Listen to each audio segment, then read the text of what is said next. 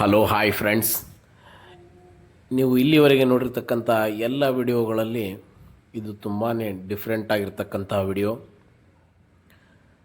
ನೀವು ಇಲ್ಲಿವರೆಗೆ ಬಹುತೇಕ ಇಂಥ ವಿಡಿಯೋನ ನೋಡಿರಲಿಕ್ಕಿಲ್ಲ. ಇದು ಒಂದು ಹೊಸದಾಗಿರ್ತಕ್ಕಂಥ ವಿಡಿಯೋನ ನಾನು ನಿಮಗೆ ತೋರಿಸ್ತಾ ಇದ್ದೇನೆ. Actually this is my professional job. ಒಂದು ಆಡಿನ ಪ್ರಸವವನ್ನು ಮಾಡಿಕೊಳ್ಳುತ್ತಿದ್ದೇನೆ. ಆ್ಯಕ್ಚುಲಿ ನಮ್ಮ ಒಂದು ವೆಟರ್ನರಿ ಟರ್ಮ್ಸಲ್ಲಿ ನಾವು ಇದನ್ನು ಡಿಸ್ಟೋಕಿಯಾ ಅಂತ ಕರೆಯುತ್ತೇವೆ. ಡಿಸ್ಟೋಕಿಯಾ ಎಂದರೆ ಕಷ್ಟ ಪ್ರಸವ ಎಂದರ್ಥ. ಈ ಒಂದು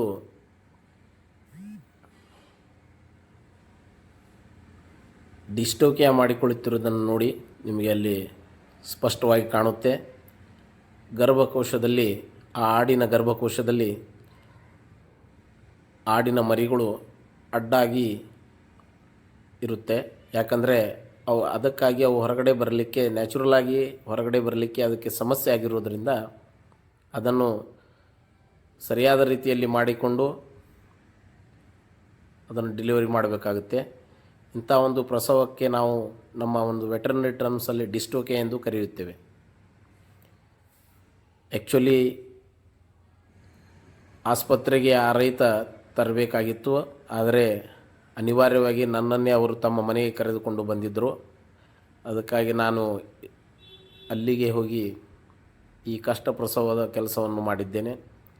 ಸುಲಭವಾಗಿ ಡೆಲಿವರಿ ಆಗೋ ರೀತಿಯಲ್ಲಿ ನೋಡಿಕೊಳ್ಳುವಲ್ಲಿ ಯಶಸ್ವಿಯಾಗಿದ್ದೇನೆ. ನೀವು ಅಲ್ಲಿ ನೋಡಬಹುದು ಯಾವ ರೀತಿ ಕಷ್ಟಪಡುತ್ತಿದೆ ಆಡು. ಆ ಗರ್ಭಕೋಶದಲ್ಲಿ ಕಾಲು ಮತ್ತು ತಲೆಗಳು, ಎರಡು ಮರಿಗಳು ಇರುವುದರಿಂದ ಕಾಲು ಮತ್ತು ತಲೆಗಳು ವಿಚಿತ್ರವಾದ ರೀತಿಯಲ್ಲಿ ಒಂದಕ್ಕೊಂದು ಅಡ್ಡಲಾಗಿ ಬಿದ್ದಿರುವುದರಿಂದ ಅವುಗಳನ್ನು ಸರಿ ಮಾಡಿಕೊಂಡಿದ್ದೇನೆ. ಸರಿ ಮಾಡಿಕೊಂಡು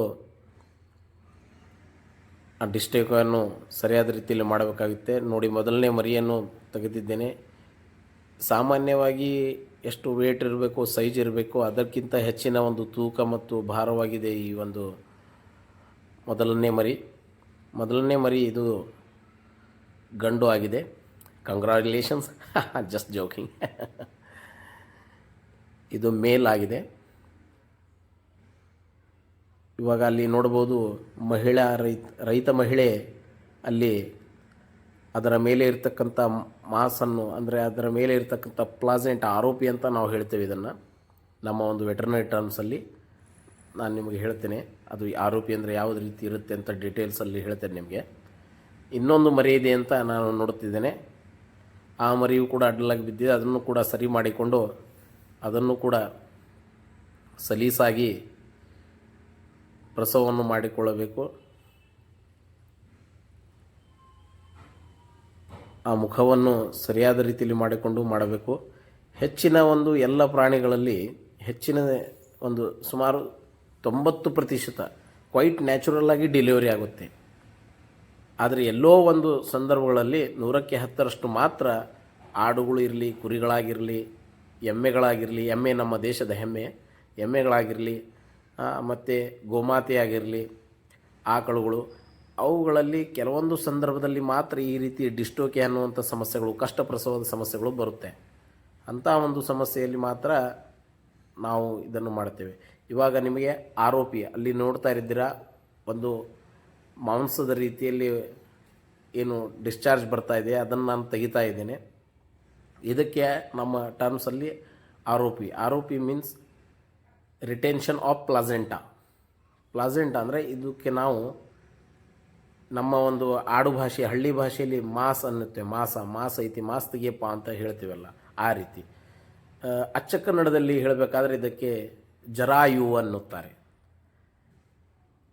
ಇದು ಅಲ್ಲೇ ನಾವು ಬಿಟ್ಟಿದ್ದೇ ಆದಲ್ಲಿ ಇದು ಆಯಾ ಸಂದರ್ಭದಲ್ಲಿ ಒಳಗಡೆ ಗರ್ಭಕೋಶದಲ್ಲಿ ಊತ, ಹುಣ್ಣುಗಳು ಮತ್ತು ಬೇರೆ ರೀತಿಯ ಇನ್ಫೆಕ್ಷನ್ಸ್ ಆಗಿ it may causes A trouble for that animal in future. Animal ಮುಂದೆ ಆ ಒಂದು ಗರ್ಭಕೋಶದಲ್ಲಿ ಅದು ಊತ ಉಂಟಾಗಿ ಸಮಸ್ಯೆಗಳಾಗಿ ಅಲ್ಲಿ ಇನ್ಫೆಕ್ಷನ್ ಆಗಿಬಿಟ್ಟು ಅದಕ್ಕೆ ಸಮಸ್ಯೆಗಳಾಗಿ ಮುಂದೆ ಅದು ಮತ್ತೆ ಕಟ್ಟುವುದು ಎಂದರ್ಥ ಏನಪ್ಪ ಅಂದರೆ ಮುಂದೆ ಅದು ಪ್ರೆಗ್ನೆಂಟ್ ಆಗದೇ ಇರಬಹುದು ಆ ಒಂದು ಪ್ರಾಣಿ.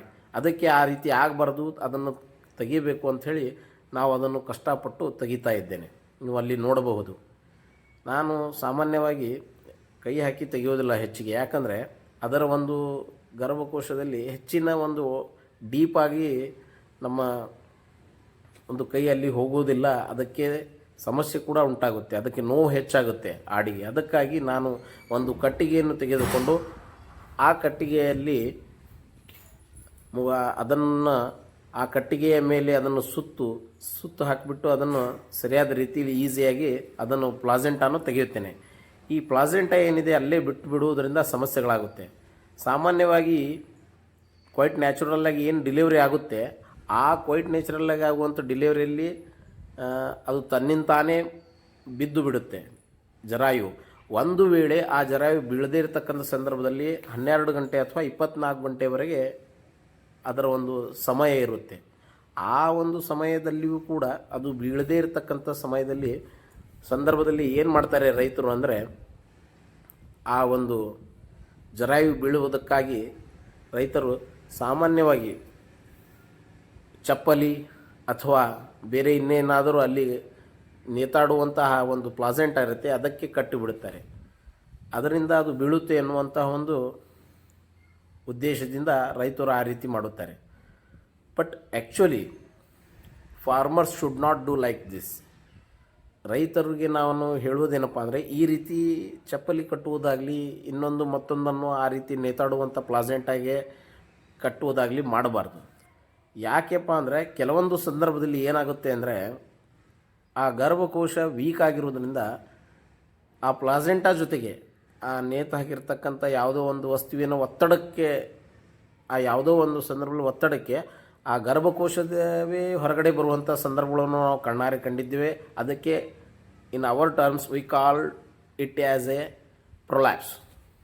It's most dangerous. ಪ್ರೊಲ್ಯಾಪ್ಸ್ ಆಗುವಂಥ ಸಂದರ್ಭದಲ್ಲಿ ಏನಾಗುತ್ತೆ ಅಂದರೆ, ಮೈ ಹೊರಗಡೆ ಬೀಳುವುದು ಅಂತ ಅರ್ಥ. ಈ ಸಾಮಾನ್ಯವಾಗಿ ನಮ್ಮ ಭಾಷೆಯಲ್ಲಿ ಹೇಳುವುದಾದರೆ, ಆಡು ಭಾಷೆಯಲ್ಲಿ ಕನ್ನಡದಲ್ಲಿ ಹೇಳುವುದಾದರೆ, ನಾವು ಉತ್ತರ ಕರ್ನಾಟಕದಲ್ಲಿ ನಾವು ಈ ಪ್ಲಾಸೆಂಟಾನ ಅಂದರೆ ಜರಾಯುವನ್ನು ನಾವು ಮಾಸ್ ಐತೆ ನೋಡಪ್ಪ ಅಂತ ಕರೆಯುತ್ತೇವೆ. ಇದೇ ರೀತಿ ಮೈ ಹೊರಗಡೆ ಬೀಳೋದು ಅಂತ ಕರೆಯುತ್ತೇವೆ ನಾವು ಈ ಪ್ರೊಲ್ಯಾಪ್ಸನ್ನು. ಆ ಪ್ರೊಲ್ಯಾಪ್ಸ್ ಆಗುವಂಥ ಸಂದರ್ಭದಲ್ಲಿ ಏನಾಗುತ್ತೆ ಅಂದರೆ, ನಾವು ಪ್ರೊಲ್ಯಾಪ್ಸನ್ನು ಮತ್ತೆ ಇದನ್ನು ಮಾಡಿ ಕೌನ್ಸಿಲ್ ಮಾಡಿ ಅಲ್ಲಿ ಅದನ್ನು ಎಲ್ಲ ಫಿಟ್ ಮಾಡಿಬಿಟ್ಟು ಓಕೆ ಮಾಡಿ ನಾವು ಸ್ವಿಚರಿಂಗ್ ಮಾಡಿದರೂ ಕೂಡ most of the animals will die. ಹೆಚ್ಚಾನೆಚ್ಚು ಒಂದು ಎನಿಮಲ್ಸ್ ಏನಿದೆ ಅವು ಬದುಕುಳಿಯೋದಿಲ್ಲ. ಅದಕ್ಕಾಗಿ ರೈತರಿಗೆ ನಾವು ಹೇಳೋದೇನಪ್ಪ ಅಂದರೆ, ಆ ರೀತಿ ಮಾಡಬೇಡಿ.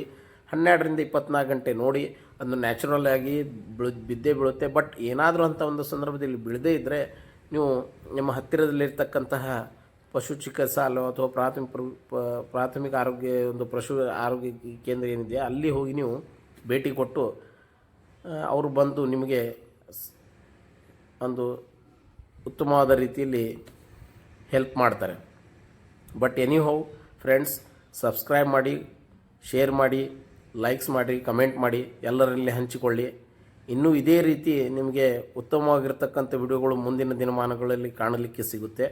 Actually my professional work this is. ನೋಡಿ, ಇವಾಗ ಸಂಪೂರ್ಣವಾಗಿ ಪ್ಲಾಸೆಂಟಾ ಮುಗಿದಿದೆ.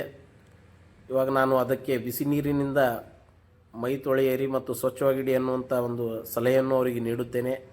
ಅದರ ಜೊತೆಗೆ ಏನಿದೆ, ನಾನು ನಿಮಗೆ ಎಲ್ಲರಿಗೂ ಕೇಳಿಕೊಳ್ಳುವುದು ಅಷ್ಟೇ, ರೈತರಿಗಾಗಲಿ ಎಲ್ಲರಿಗಾಗಲಿ ಎಲ್ಲರೂ ಹೆಚ್ಚಿನ ರೀತಿಯಲ್ಲಿ ಇದನ್ನು ಶೇರ್ ಮಾಡಿ, ಲೈಕ್ ಮಾಡಿ, ಕಮೆಂಟ್ ಮಾಡಿ, ಬೇರೆಯವರಲ್ಲಿ ಹಂಚಿಕೊಳ್ಳಿ. I hope this video has fulfilled your knowledge. ಇನ್ನು ನಾವೆಲ್ಲರೂ ಪ್ರಾಣಿಗಳಿದ್ದರೆ ಮಾತ್ರ, ಯಾಕಂದರೆ ಈ ದೇಶದ ಬೆನ್ನೆಲುಬು ರೈತರ ಬೆನ್ನೆಲುಬು ಈ ಪ್ರಾಣಿಗಳು. ಅದಕ್ಕಾಗಿ